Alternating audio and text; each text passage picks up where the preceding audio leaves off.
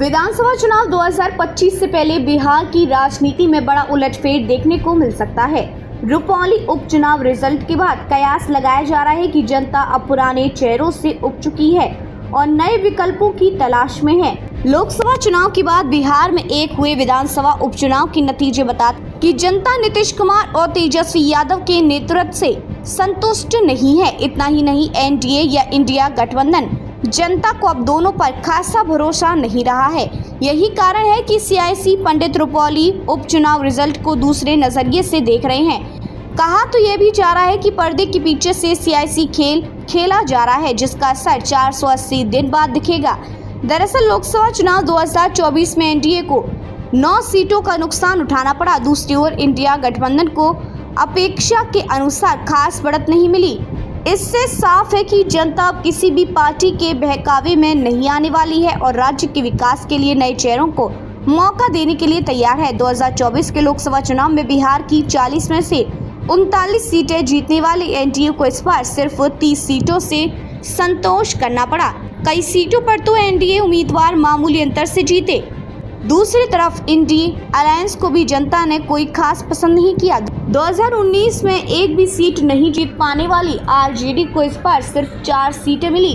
कांग्रेस को 3 और लेफ्ट को 2 सीट से संतोष करना पड़ा। लोकसभा चुनाव के नतीजों से साफ है कि बिहार की जनता ने एनडीए और महागठबंधन दोनों पर ही कम भरोसा जताया है। पूर्णिया लोकसभा सीट पर तो जनता ने नीतीश तेजस्वी की तमाम कोशिशों को नकारते हुए निर्दलीय उम्मीदवार पप्पू यादव को अपना सांसद चुना। तेजस्वी यादव ने पूर्णिया सीट पर अपनी पार्टी के उम्मीदवार बीमा भारती के लिए जमकर प्रचार किया था। उन्होंने यहां तक कह दिया था कि आप एनडीए के प्रत्याशी को चुन लीजिए, लेकिन निर्दलीय प्रत्याशी को वोट नहीं दीजिएगा।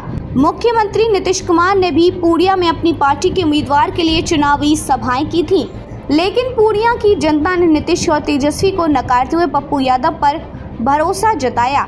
नीतीश तेजस्वी को यह झटका रुपौली विधानसभा उपचुनाव में देखने को मिला, जहां जदयू और राजद दोनों के उम्मीदवारों को निर्दलीय प्रत्याशी शंकर सिंह ने करारी शिकस्त दी। पूर्णिया लोकसभा और रुपौली विधानसभा उपचुनाव के नतीजे बताते हैं कि बिहार की जनता अब एक नया विकल्प तलाश रही है। राज्य की कई लोकसभा सीटों पर निर्दलीय उम्मीदवारों ने एनडीए और महागठबंधन के उम्मीदवारों को कड़ी टक्कर दी। काराकाट से निर्दलीय उम्मीदवार और भोजपुरी अभिनेता पवन सिंह ने इंडी अलायंस और एनडीए दोनों के उम्मीदवारों को कड़ी टक्कर दी।